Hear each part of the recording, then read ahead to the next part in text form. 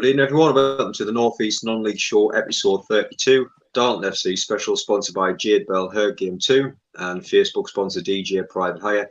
And joining us tonight, we have two Darla fans and Jake with Matty. Lads, thank you very much for coming on the show tonight. Thanks for having us. Excellent. I always like to know a little bit about our guests before we get started as well. So just starting with yourself, Matthew. Where did your love for the club come from?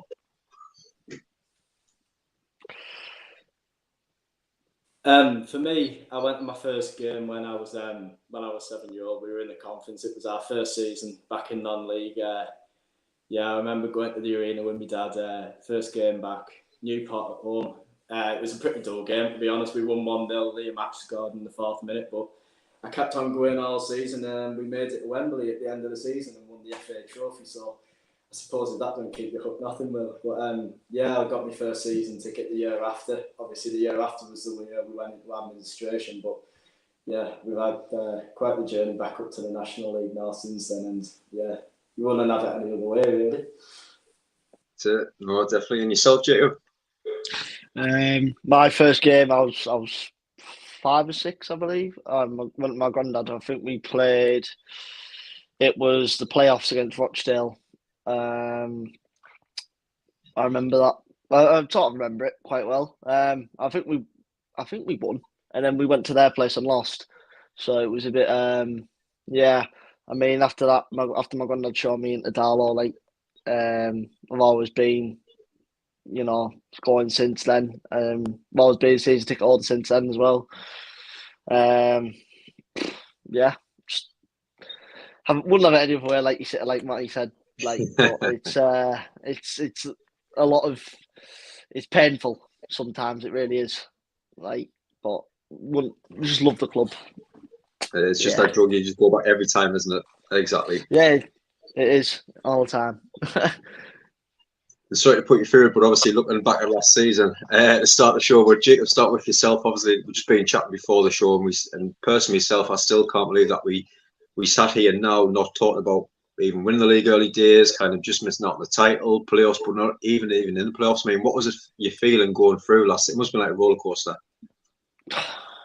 Just at Christmas, top of the league, we've just been beat by Scarborough at home, and I was sort of saying, it's only one loss, and then we went to their place, and that day, I generally looked at a team that could win the league. With that day, I just have flashbacks to it because it just, the performance wise, we were unbelievable. We were on fire, and it looked like no one could stop us. And then it's we got sold Becky to Solihull, and after that, it just, as you said, momentum. It always it shifted because the squad morale at the time was on an absolute high, and then losing one of our best players and the best player in the league at the time, massively really put us under the bus. Really, we couldn't replace Becky. We tried getting another striker in, couldn't find the right sort of person to fit him. And it just looked dull after that. It really did. It looked. I can't remember what game it was after that where we were, after we lost Becky. I think we played Spennymoor and beat Spenny. Yeah, and then I think we didn't win for another couple of games after that. Or I think we beat Telford maybe. But after that, it just, winning 1 in 17 was absolutely ridiculous. For a team that was top of the league at Christmas, to having that form at the end of the season, it was just, it hurt. It really did. Me and Matty, we go games at home and away. He's ridiculous, by the way. He's gone every single game this season, Tuesday nights. And it hurts. It does, especially when you're looking at a team that we're going to win the league, or even not even win the league, but we're in a comfortable position for playoffs at that rate, and the wheels on the bus just completely fell off. Simple as that, really. Exactly. And yourself, Matthew, I mean, that must have hurt. Like you say, being up there and around the playoffs all season and just slipping away right at the end. It's a nightmare, isn't it? Yeah, well, I think I looked at it about Christmas, and I mean, in the first half of the season, we were unbelievable and we were scoring goals for fun. But I think in the performance-wise, there was still holes to be picked out, particularly in the defence that needed shoring up. But yeah, I remember I got to uni at Teesside, and I know a lad who's a Hartlepool fan there, and he asked us, "Do you think you're coming up?" And I said, that was back when we were top of the league, and I said, "No, I don't think we'll. I don't think we're in that conversation. I said at the time, I think Kings Lynn will win the league, Fylde will finish second, Brackley would finish third, and we'd finish fourth, I thought. But it never even crossed my mind that we could drop out of the playoffs at that point. Like, you weren't looking down the league at that sort of point. You weren't looking at the other results thinking, oh, it's good that they've got a result there. It's because you never thought like it was even possible to like drop out the top 7 by then. But like, I think when you get down to it, it takes about more than Becky just leaving to like facilitate. Yeah, 100%. I think another thing that will have really knocked us in terms of mentality is how many knockbacks we had in terms of trying to get a replacement for him. Jimmy Spencer being the most public one, he went to Curzon Ashton over us. We tried to get him from Farsley. As far as I'm aware, we tried to get him last summer as well, but that didn't happen. And yeah, I think part of that being so public, I think it knocks you a bit. And I think it has an effect on the next lad coming in as well. We brought in Jacob Blythe on loan from Bradford, and to be diplomatic as I can, he wasn't at all what we were looking for. I mean, he was chasing shadows a lot of the time. He was here, to be fair, but his quality was just nothing like what we'd lost. And as well, we brought in Declan Howard up front from Cleethorpes on loan. He'd scored 15 goals or so in step 4. And he just couldn't make that jump up at all. It felt like we were signing players just for the sake of signing them instead of actually trying to plug the gap that we'd just lost. But again, I think in the first half of the season, we lost Becky for a few games to injury. I remember, he came off injured at Telford away on the Tuesday night, and we had a little run of games where we didn't have him, and we managed to push back a little further up the pitch to facilitate Jacob Hazel a bit more, and that's when he really started to hit his stride and start scoring goals for us. So I didn't think losing Becky would be as big a loss as it actually was. Again, like I say, the game after we lost him, we beat Spenny 3-1 at home. Game after that, we had the Southport at home on the Tuesday night. It was a pretty dull 0-0, and it weren't for the lack of trying, to be fair, but they came here looking for a point and fair play to them, they got it. It's not the type of football I'd like to go and watch every week. I was paying that sort of money, but if it gets you the job done and you don't have the budget to compete in this league, then all power to them, I suppose. And then we beat Telford 3-1 at home on the Saturday, and you're starting to think, all right, maybe we are going to be okay. Granted, Telford went down to 10 men pretty early on and they were pretty poor sides, but the run started in the 2-17. It started away at Boston when we lost 2-0, and we looked really, really it just felt like an off day. It didn't really feel like there was anything deeply wrong with that performance. It just felt like we were flat from the start, and we got bullied pretty badly by Jake Burrows, Jordan Burrows that day, Jake Wright, and but at the time I just kind of put that down as a bad day at the office, and the next game was Leamington away, and that was the really one where I started going, right, that's concerning, because I mean the first half it was 0-0 at half time. Hazel missed the penalty in the first half, but Christ, I don't think the midfield got in the game at all in the first half. It was just like a game of tennis, both teams hoofing it back and forth to each other, and someone really needed to get the foot down and get a grip of the game. And we had about 20 minutes spell in the second half where we were really pressing them and really going for the goal, and we went 1-0 up, and I said at the time, there's no way we don't come away with at least a draw here, because the Leamington even had a shot on goal this game, and there was about 10 minutes to go. We tried to defend the lead, and I get that we're trying to defend the lead and we're trying to solid up at the back, but we brought Jake Lawler on and we went to 3 at the back, and it was just the wrong call completely. We should have kept on pressing for the second goal, and within a minute of him coming on the pitch, long ball into the box on the set piece, and we haven't dealt with it because there's no organisation in the back line, and we ended up conceding 2 in the last 5 minutes from that, and we lost the game 2-1. To be honest, I came out of that game thinking it probably won't get a lot worse than that this season. I was that frustrated as I've gotten as a game for a while. But then we had a little run of form there where we struggled a lot. But we went to Field and Andy Nelson's first game, and we got beat 3-2. But it was a positive performance, although we did concede some poor goals. And we thought that first half failed. Like I gotta say, the first half at Field, we dominated the game really. In the second half, we looked like the top of the league team. We looked like the champion, like who were going to win the league. Like against Field, especially, that club, that was generally the best first half performance I've ever seen. Again, second half crumbled. Yeah, the following week we won 3-0 at home at Hereford, and we kind of thought, right, that's us back on the horse. Now we've got a 3-game run coming up. We had Farsley away on the Tuesday night, 3 away games as well, but they were all very winnable. And we had Kettering away on the Saturday and Banbury away the following Tuesday night. And you kind of went 6 points at least is a must really here. And we went Farsley on the Tuesday night, and you kind of went. There was no doubt in my mind that we weren't going to get anything from that game. And we put in an even worse performance in the Darlington one. We got beat 3-1. It was a horrendous night. I mean, we got to injury time. We were 3-1 down, and the line held up the bars for I think it was 4 or 5 minutes or something like that. And the collective groan around the ground, just not even a prayer of getting back into the game. Wanted to be put out of our misery, to be honest. And you've got 2 must-win games coming up, and we draw both of them 0-0. And I think Alan said it in his interview enough times. We almost looked scared to make a mistake at the back. We were a lot more. Yeah, many times. We didn't have that outlet, and I think if towards that back end of the season, it always kind of felt like you were 1 game away from being back on the arse again and being right back in the mix, but it just never seemed to come. And obviously, the games are getting further and further on, and by that point, you're now thinking about that possibility that we could actually do the unthinkable and drop out of the playoffs.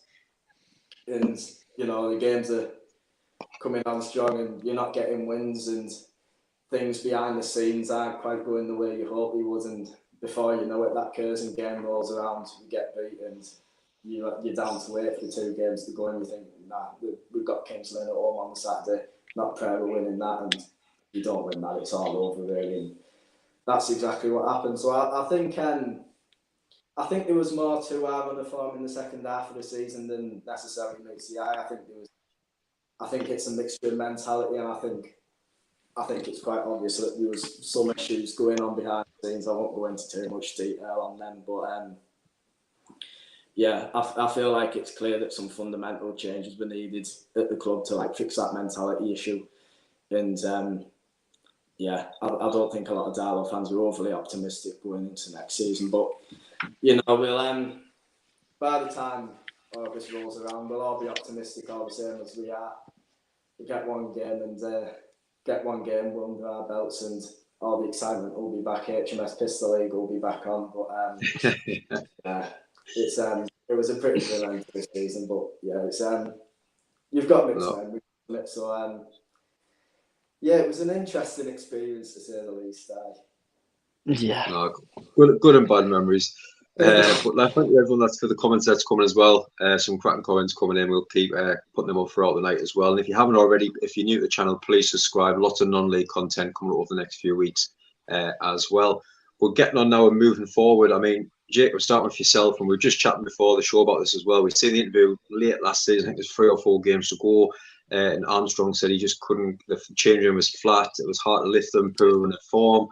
I mean, are you still surprised that he is in charge, or what's your feelings towards Armstrong going forward? I have my mixed opinions about Alan. I really do. I think he's a good manager. I do think he is a great manager, but some of his interviews, you just look at his interviews and the questions he's being asked. It's the same questions, and he's given kind of the same answers.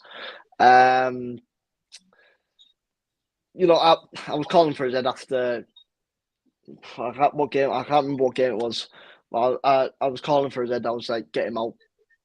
I really was calling for his head, just being like, I don't want him in charge. But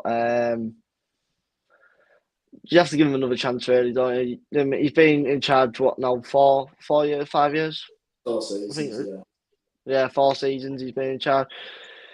And, you know, you look at the perks of what he's done. You know, we've had an FA Cup run, which we never had for a while. FA Trophy run. Again, obviously, we were in COVID. Like, it was the season we got to the semi-final, where we could have been, you know, obviously at Wembley. But yeah, like I say, he has brought positives. But I mean, next season it's a really good sort of. It needs to be a strong season, and we do need to be up there. We need to be challenging for it. But if not, and if we're mid-table again, I think he has to go. Yeah, and same for yourself, mate. I mean, we've just been, like you say, about the interviews that he's been putting out, and you kind of see, I just kind of get the players going. As a fan, are you kind of saying, right, let one of the fans go in there, we'll get them going within a minute? But obviously, the angle that you want to give out, the frustration, is it hard to hear your manager kind of saying you kind of get them playing? Yeah, I think me and Jacob, particularly at the time, had quite different views on Armstrong. Yeah, I think that is one of Armstrong's flaws in his interviews. He does. I think there's been a few times where you've watched an interview and you just come away from it thinking he looks quite defeated there and he sounds quite deflated and he doesn't sound like he's got one last roll of the dice in him. But I think if you look at the bigger picture in terms of what he's done since he joined the club, I mean, he's stabilised the club no end financially off the pitch. He's really got a knack for spotting young talent and be able to bring them on and develop them. Developing players, he's one of the best about at this level, I'd still believe. He brought about a cup run, 2 of them, and obviously that money's invaluable to the club, and it also generates some excitement around the place, even when you're not necessarily fighting up end at the top end of the league, because I mean, we just don't have the financial muscle to do that. But I do think the pressure will come on him next season. I'm not sure how long our fans will settle for mid-table every season. But I think realistically, people have got a right to be very upset about what happened in the second half of last season. However, I think if you actually look at the picture logically, I don't think the problem was Armstrong, and I don't think the solution is getting rid of Armstrong and bringing someone else in. I think the problems run deeper than that in terms of being able to get over the line. And another thing I said as well, we had this great run of form in the first half of the season and you fall off in the second half of the season. But to me, if you've gone on, we were either consistently very good in the first half of the season or consistently very bad in the second half of the season. And I think if you go through the season being quite inconsistent, you sort of fluctuate in between maybe 14th and 8th place all season, you end up finishing 10th. I don't think there's a single person saying Alan should be gotten rid of. I think, and I know context is important to that, but I think, I think you have to be judging a manager on what your expectations are of them at the start of the season. I just think he needs more time. I think that he will get it right eventually, because I think he's the right man for this club. He understands the constraints he has to work within, and he understands the way the fan base works, the way we have to move forward in terms of financially structured. But it'll be interesting to see what he does next season, because if we don't get off to a good start after the back end of this season, I think he comes under quite a lot of pressure. Yeah, the call for his head early. Like, our fans will get on his back if he doesn't start good. We all know what our fans are like. They'll call for his head early. The problem is at a fan-owned club like this is these people who there's a lot of people who have a lot of power but not a lot of knowledge, and there's a lot of people if you can get the majority of the fan base against him, if they're wanting him out, obviously the finances and the attendance, they have to speak for that, and it might not necessarily be the right decision in terms of what you're doing on the pitch, but it has to be the decision you make in the best interest of financially protecting the club. which I think was an element of what happened with Tommy Wright, our last manager. At the time, Bob, remember, the chief executive was level with John Tempest said he would have given him another season to see if he could try and get things right properly. But the supporter club went to the bars and went, look, we're really low on early bird season tickets, and if you don't get rid of them, you're looking at crowds of no better than 1,200 next season, and you end up falling into a spiral, and you have to act on that. So I think that's part of the flaw of being a fan-owned club, that you give the fan, who's not necessarily the most informed person to make that decision, a lot of power to influence that decision. But there's nothing you can do about it, really. So, we just need to really get off to a good start next season, and hopefully be able to keep the squad together and keep it consistent throughout the entire season. Yeah. Fingers crossed. Yeah, I mean, that's what we're going to be looking at next, and kind of some better news now after last season, pushing forward. And starting with yourself, Jay. I mean, one thing that I absolutely love every season is the boosted budget. I know you're massively involved this year, tattoo as well. But it's just nice to see that the club growing. And you see, I think it was 162,000, which it's important the club, but it just tells you how much the fans love the club, want to help as much as they can, bringing players in. I mean, just tell us a bit about your Twitter post and the tattoo as well. So, I mean, I underestimate us every year. Like I say, we absolutely smash it out of the park. And I think it was at about 142,000, and I was at work, and I just went, you know what, I'm just going to put a daft tweet out, not thinking anything of it.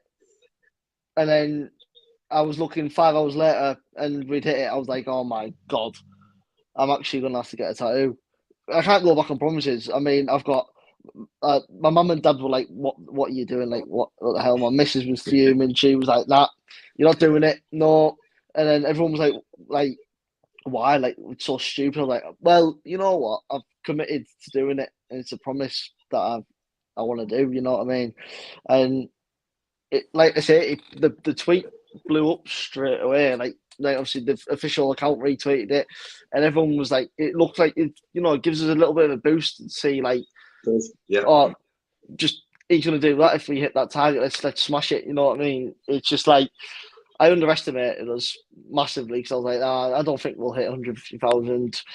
5 hours later, sorry, we hit it. And then you look at the end of the night, it's 160,000. I'm like, what the hell? Like, our fans are ridiculous. That money in this, like, the cost of living crisis at the moment, and we're still raising that amount of money. It's just mental, honestly, absolutely mental. But I'm Danny O'Connor getting the tattoo. I'm getting Danny O'Connor tattooed on me. He's willing to pay for it and get me a KFC after to drown my sorrows in. So that's no bother. I mean, yeah, like we say, we're getting that done. I don't know when I'm getting it done. Not really decided. I'm trying to sort out a date with Danny to sort of, because he's going to pay for it. So whatever day he's free, we're just going to go down to a tattoo place, just walk in and see if we can get it done. But I want the design ready and stuff. It's Danny O'Connor's face on a KFC bucket, so can't wait to see it. No, it'll be class. You'll see it on Twitter. And Matty, as well, like you say, the amount of money that's raised, I think it must be nice when you see, obviously, you might pay that money, pay a contract for a striker to come in, he scores the goals that possibly get you the playoffs promotion. And I think the fans kind of say we played a part in that, and it just means a little bit more extra to the fans, doesn't it? Yeah, I think that's half of the appeal with it, really. I mean, this season they set the target at 150,000, and yeah, to be honest, I don't think we get anywhere near that. We got, I think it was maybe 136, possibly. Don't quote me on that. We got last season, and I thought this season, 140 maybe at most. We might scrape it. I mean, even that would have still been absolutely unbelievable. But to not only get 150, but to get 162, I mean, it's absolutely outrageous, isn't it? Really? I mean, I don't think there's anything in English football that really compares to it. And you see other clubs taking on that initiative too now, but yeah, I don't think anyone will ever quite do it the way we do. And people talk about, I mean, last season when you have a collapse like we do, people talk about we can't sustain keeping at the higher end of the table financially. and a lot of people in favour of bringing in an external investor, bringing in a factor. And as much as that's not going to happen anyway, because we don't have our own assets we really want to invest in, I don't want to lose this to be any higher. If someone says we have to take 10 years longer to get back to the Football League just by staying fan-owned, I'd take that all day.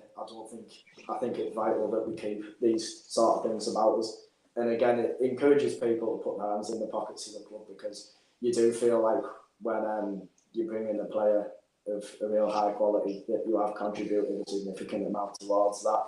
And yeah, it's just it's a sense of pride for Darlow, and you see people chirping in time to time, criticising it and saying it doesn't really get us anywhere, but at the end of the day, but I don't think those people really understand what it is all about, because without that money, we wouldn't even have a National League North budget. We are relegation fodder without that sort of money.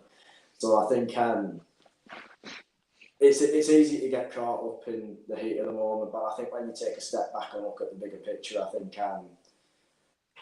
think it's the way we need to persist forward with the club structure in the future, and it shows no signs of slowing down, and one may continue. 100%. And looking at next season as well, Jake, I mean, we've just been chatting before, obviously different clubs. I mean, look at one of your Blythe Spartans. I mean, hardly any news, any business that's going on. For even the own fans taking the mick out of the kind of social media, what's going on, and then you kind of look and Tom Platt signs, Nelson new deal, Jack new deal, Musto signs, Toby Lee signs, obviously from Blythe, Cameron Sackels and Griffiths new deal as well. Are you happy so far with what came in and who new deals? I'm relatively happy with the business that's been done. Like you say, with the Blythe lads, I mean, I've got mates who are up there. They obviously run a Twitter page, and it's just, I've asked them like what's going on. Like, they don't have a clue. Like, they've signed one player, and they've got rid of about 7 or 8. It's just like, crazy. If they don't go down this season, like, generally they've rode the luck for years. They generally have rode the luck for years. They shouldn't even be in this level, like. But no, I'm happy with the business that's being done. Obviously, losing Perver was a big thing, especially to another club, Scarborough, who were in our league. But obviously replacing him with someone like Tom Platt is like, he is proven at his level. So I'm quite happy with that signing. Obviously the contract renewal on Rivers, Nelson, Griffiths, I'm happy with all that.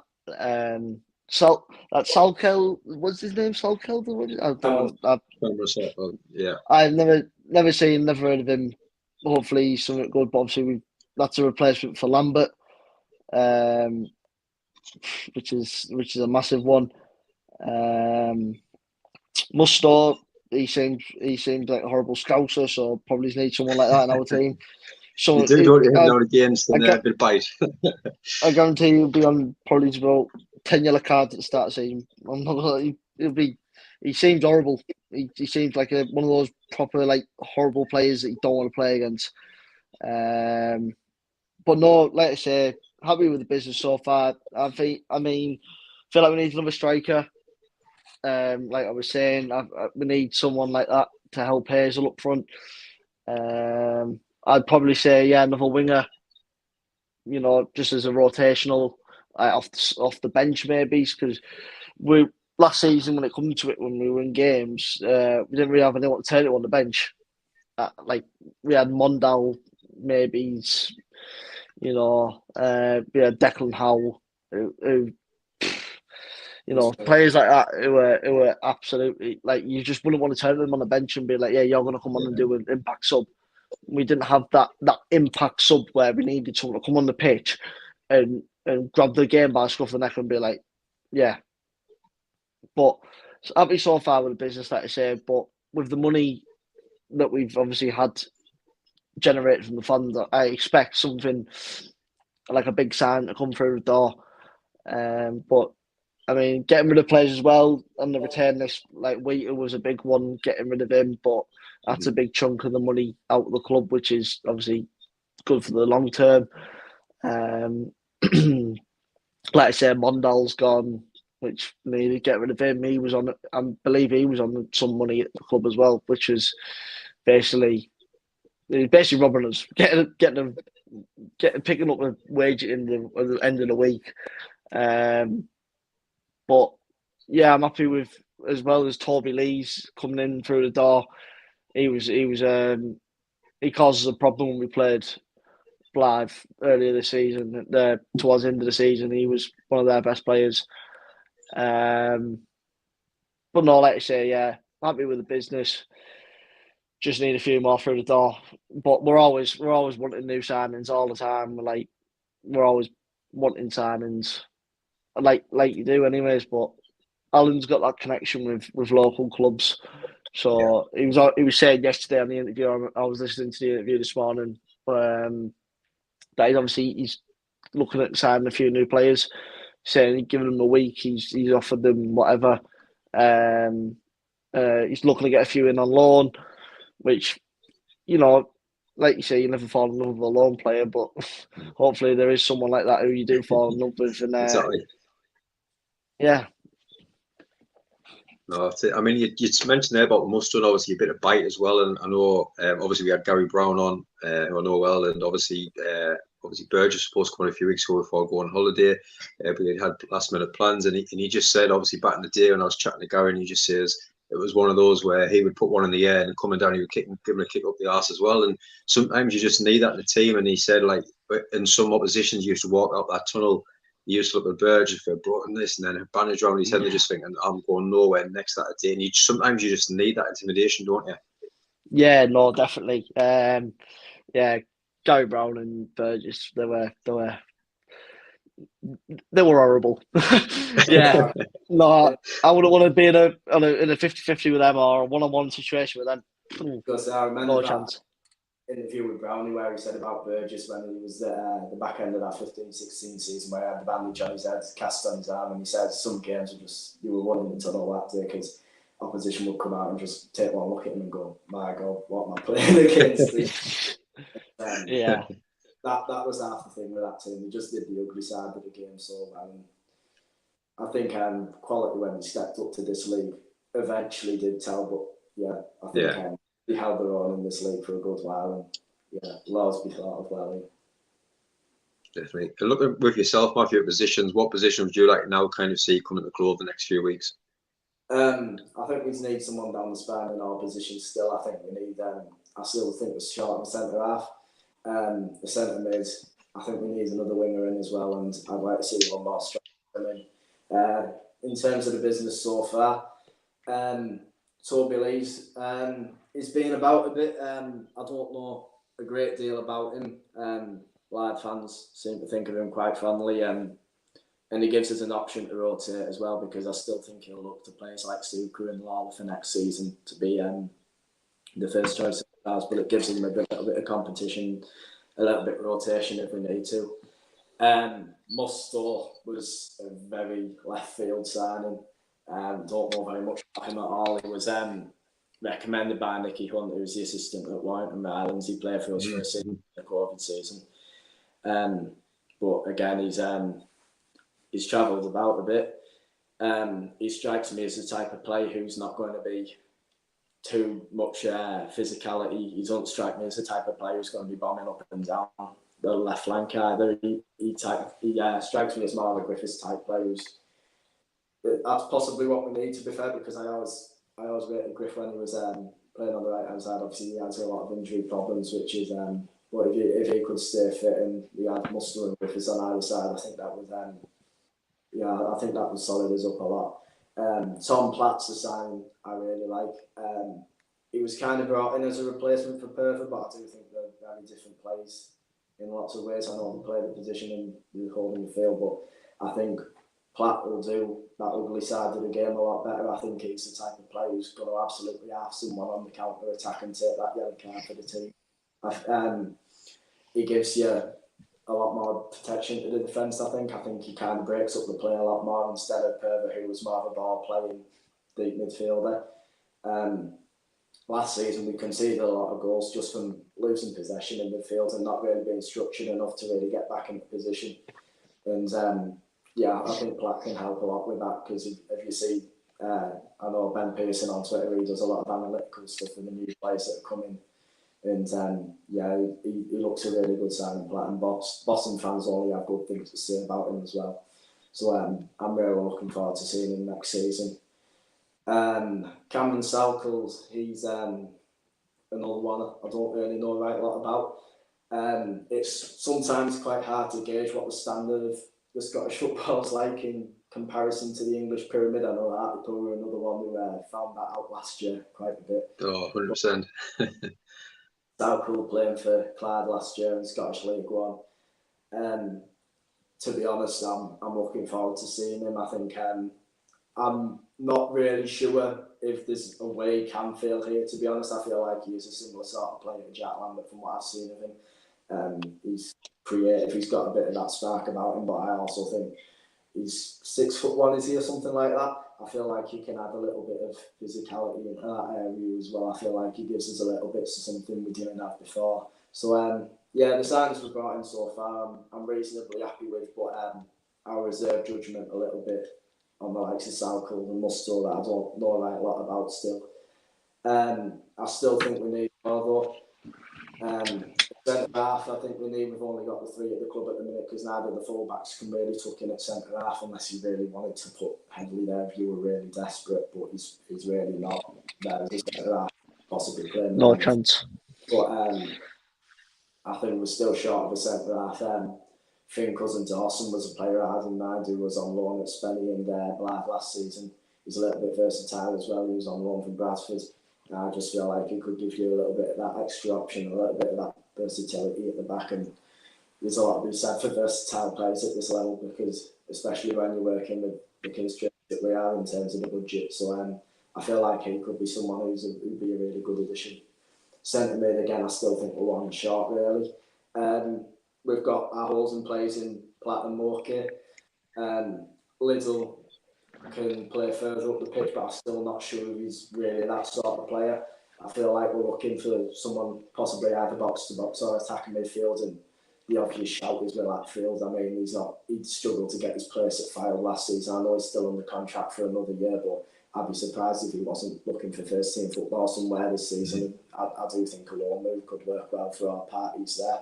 But again, it's not an easy deal to do. But if you could get something like that over the line, I think that would solve a lot of our problems in there.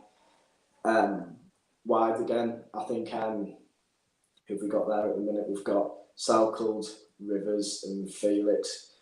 And again, to be honest, I think Rivers is still a better player in centre mid. I still think we're one short out wide.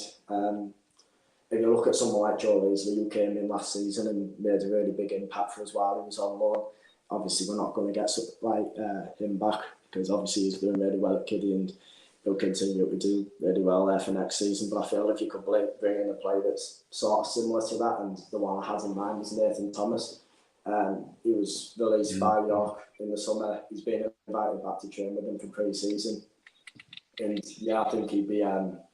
I think someone like him will be a really good addition. I've been told by fans of the likes of Carlisle and Hartlepool that in the Football League he's the type of player that could turn up one day and be a world beater, and turn up another day and just drop a 2 out of 10. He's that sort of volatile player, but I feel like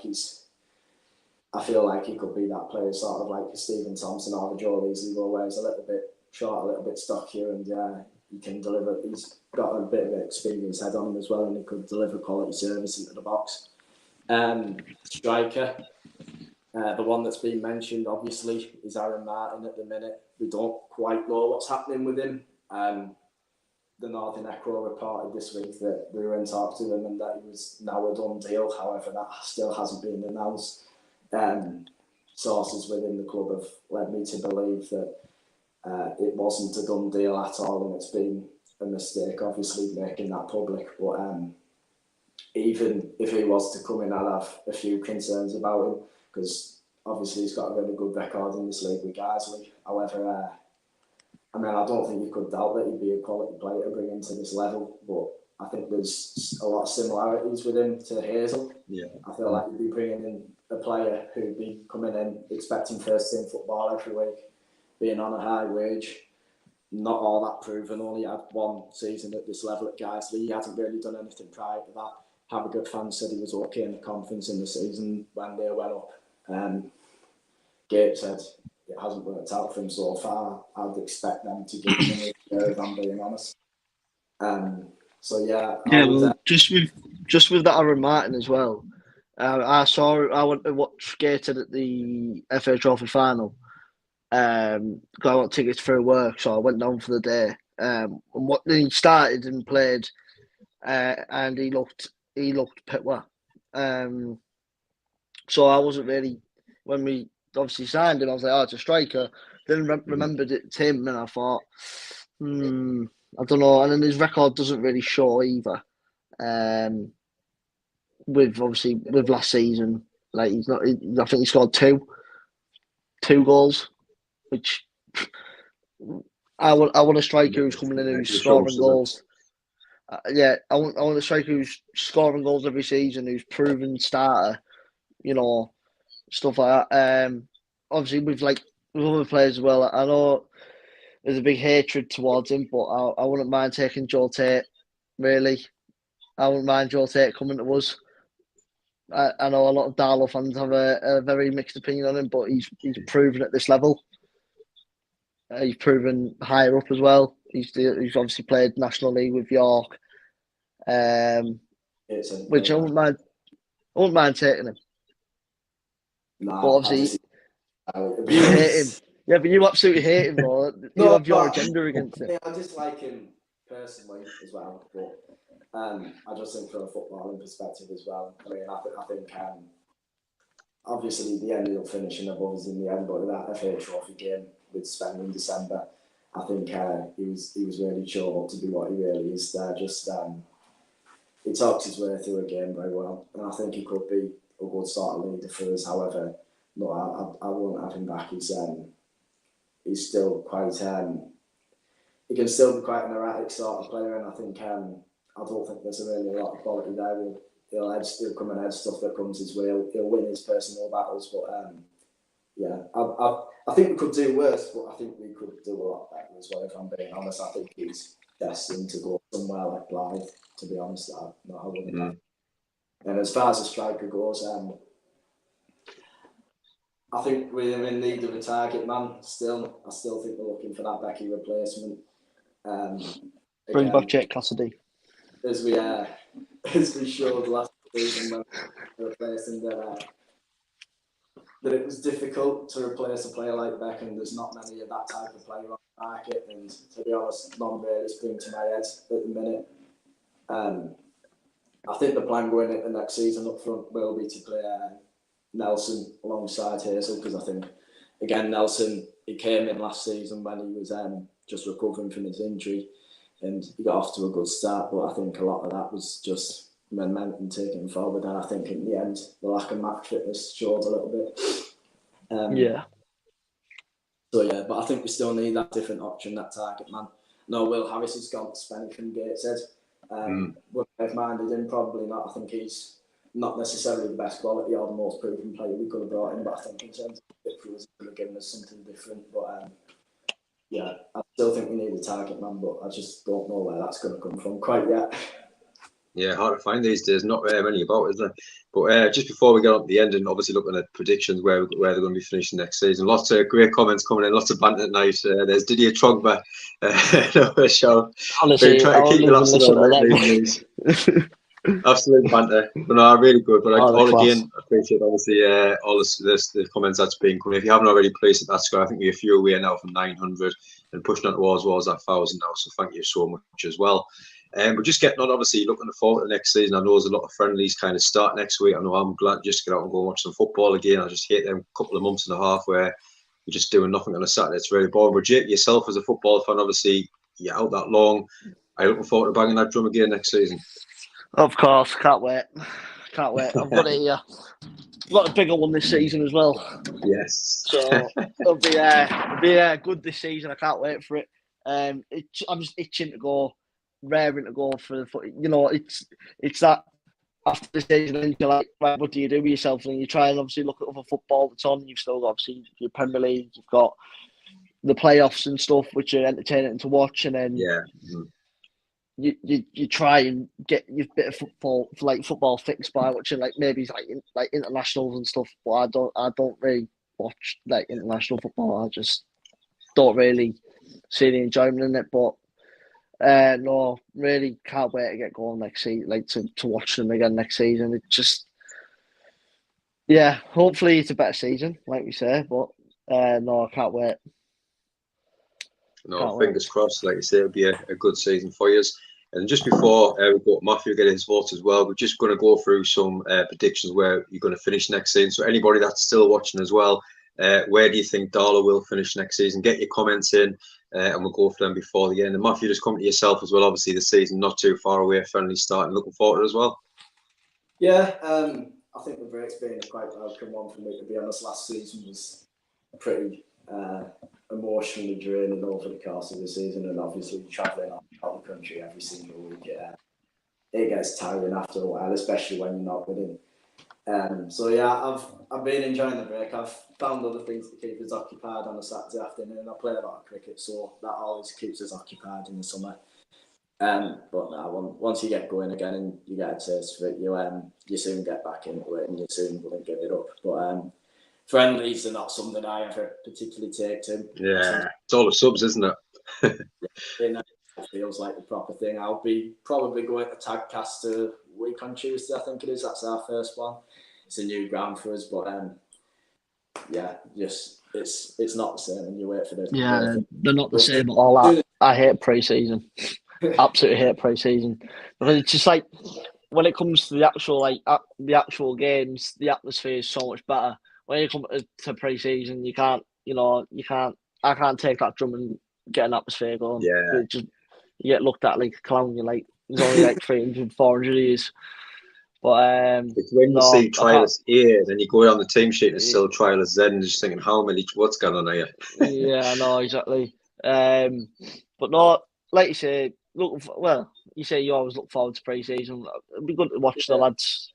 It's good to see some of the new signings through the door as well. Yeah. Go to the open training sessions and stuff. Yes, yeah. Like last season, we had a lot of new players in last season, the likes of Hazel as well, where you don't quite know what type of player they're going to be, and it's quite nice to see them building up that understanding with the rest of the team and getting firing. But I think a few new signings through the door, I'll be right back up for it again. But for now, I think I'll just have the time off, to be honest, from training places like that on Tuesday night. Excellent. And finish with your predictions. Due to come to yourself, if you get the right players, and obviously massive the next few weeks of kind of who comes in and possibly still go out as well, where can you see? Well, hopefully, where do you see yourself finishing next season? It's just it purely is down to recruitment and who we get in. If we get a strong squad, no doubt I say playoffs. But it's just if we get the right players in. But if I'm realistically speaking, if we don't bring the right people through the door, I'm just going to say mid-table. But I won't be happy with mid-table. I do want playoffs. Even if we don't win the playoffs, I'd love to have that experience of being in the playoffs. You look at the teams that are in the playoffs this year. You didn't ever think that Kidderminster would win the playoffs. You know, I could see Fylde win the league, and I could see Kingsley up and smashing the playoffs. I think they'll be a team that won't actually be up there this season. I think Kings Lynn will struggle. They've lost a lot of their players. But like you say, you'd love to, obviously, you'd be in the playoffs there, challenging, like we did this season. But it's just whatever we bring through the door and see who's the right recruitment. Yeah, big few weeks. And yourself, Matty? Yeah, I mean, my prediction will probably change 100 times between now and the start of the season. But at this moment in time, the league, I mean, I think it's pretty close off who's going to win it, really. I think Scunthorpe are winning the league. We don't even win the league. We don't even need to go into that. Like, the amount of players they're bringing through the door is ridiculous. I know if I might use your joke on us, oh, what happened? You won the league at Christmas, didn't you? But I think they actually will win the league at Christmas, if I'm being honest. Yeah. The team they're putting together for this season is just absolutely ridiculous. And I mean, Callum Roberts coming in just tops it off, really, doesn't it? Yeah. You can't compete with it. The side they're putting together now will probably compete for the top 7 of the National League. So, I don't think there's any doubt as to who's going to win that. To be honest, I don't really see anyone getting significantly stronger. I think there's other teams who were up there last season who struggled again. I think, obviously, Kings Lynn again and another one who lost a lot of players like to Clunan and Denton. The big players for Kings Lynn last season. And Goals at Mayo, another one who's gone to failed. So I think, I think they'll have a little bit of a drop off next season. Chester have done okay in the summer so far, barring losing Willoughby to York. But other than that, they've managed to maintain a reasonably strong squad, and I expect them to be up there again next season. I expect them to replace Willoughby quite well as well. I mean, if you look at teams who underachieved last season, Boston are the team who underachievers from last season. I expect them to be right up there in the mix next season. They've gone to a hybrid model and signings they've made so far, although they're nothing that really gets you out of your seat. They look to be building a strong squad. Actually, I said before, there wasn't really anyone who was looking not too strong, but just one that comes to mind is Buxton. I think they could be a really dark horse for the playoffs next season. Obviously, Elliott is in charge there. And he's bringing together a lot of the old Boston lads who were there when they were part-time, who were kicking about at the top end of the league for a good few years now. And I expect them to kick on next season and get playoffs. In terms of us, we've still got a lot of business to do. And I think I'm still a little bit recovering from the shock of what I saw in the second half of last season. The club hasn't really given us a right lot to get excited about over the summer so far in terms of the content they're putting out and generating an interest, but I'm sure that will come in weeks to come. We're due a signing as well. We haven't announced one in quite a while. So, like I say, it'll probably, my excitement and optimism will probably grow in the coming weeks, and my prediction will probably change a million times between now and then. But right now I've got us 11th. I think middle of the road, mid-table. Will I take that? Probably not, to be honest. I feel like we should be looking in at least challenging for the playoffs. I'm not saying we should be getting the playoffs because there are a lot of financially strong teams up there, but I feel like being in and around there challenging. And, if we can get to the start of the season and we put together a strong enough squad to... If I'm predicting us to finish around 7th or 8th before the start of the season, I feel like that'll be about where we should be and about where we want to be. But right now, I'm quite struggling to get quite optimistic about it, but I'm sure that will change. I'm looking forward to looking forward to seeing like some of the new teams as well coming up. Bishop Stortford, that'll be a surprise for them one. Bishop Stortford. Obviously, you don't know a lot about them, and they've had a lot to say about being put in the National League North. And usually when a team, they're not happy. Expect them to carry a little bit of momentum, but you can understand why they're not best pleased about being put in the National League North, but it's just one of those things you got to live with, and they're not doing a great job of retaining players. I feel like all the momentum they built up over the last season to get promoted, I feel that could be lost in translation somewhere coming up. To be honest, I expect them to go straight back down. Rushall, they're not carrying a great deal of momentum forward from last season. They finished, was it 5th or something in the Southern Central and got up via the playoffs on penalties. I'm actually not sure what they're going to do about their ground, to be honest, because I went back there in 2016 when we won the league. When we went there in 1,400 capacity or something like that, if I remember rightly. They're going to have to do something. Well, I'm not sure what they can do with it, to be honest. There doesn't seem to be a lot of space to expand. So, I was wondering if they'd be doing some sort of ground share going into next season, but we'll see what happens there. But, again, with them, I don't expect them to have a big budget, and I don't expect them to be carrying too much momentum either. I've got them to go straight back down. Warrington, they've been there or thereabouts in the Northern Premier League for a good few years now. They're probably overdue coming up, and I think they'll survive comfortably. I'm not saying they'll get top half or anything, but I think they'll survive comfortably, 14th, 15th, or something like that. Obviously, South Shields. Are the big ones. South Shields will be up there, I think, as well. I think South Shields. You know, I don't think they'll be up there. I mean, I think they'll have a strong season because they've got some money. You know, they're not a bad side either. They've had obviously the FA Cup run this year, like last season. You know, they're a good team. I reckon Tamworth as well. Tamworth, I don't know, they might just be lower end table again. Yeah, I was thinking about 10th for Tamworth or something like that. Mid table. I feel like it's going to be good to see the North East sides that you touch on there, South Shields, and see yourselves. It's going to be fantastic. The Boxing Day games and that. It's going to be fantastic. Watch the North East, the neutrals, obviously in the Facebook group as well. It's going to be nice to kind of have the comments going in by the games as well.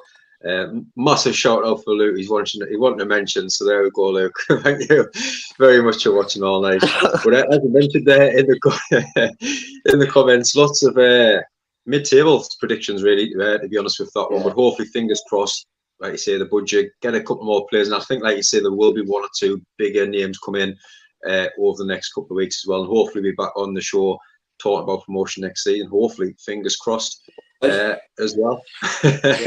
Hopefully, yeah. We'll probably do a check-in, won't we, halfway through the season, see how we're getting on. Definitely. But no, lads, I really appreciate you for coming on the show tonight. Really appreciate it. Yeah, no bother. I'd happily do it all the time. No problem at all. Excellent. And a busy week coming up. Wednesday night we have got the obviously Newcastle United player at the moment. Daisy Burton, her dad David, coming on to talk about obviously the great time at the moment that Newcastle ladies are going through, and the dad used to play for Newcastle United as well. So a lot of family tradition going on at Newcastle at the moment. Really can't wait to speak to Daisy about the times and obviously the new journey going forward in ladies football.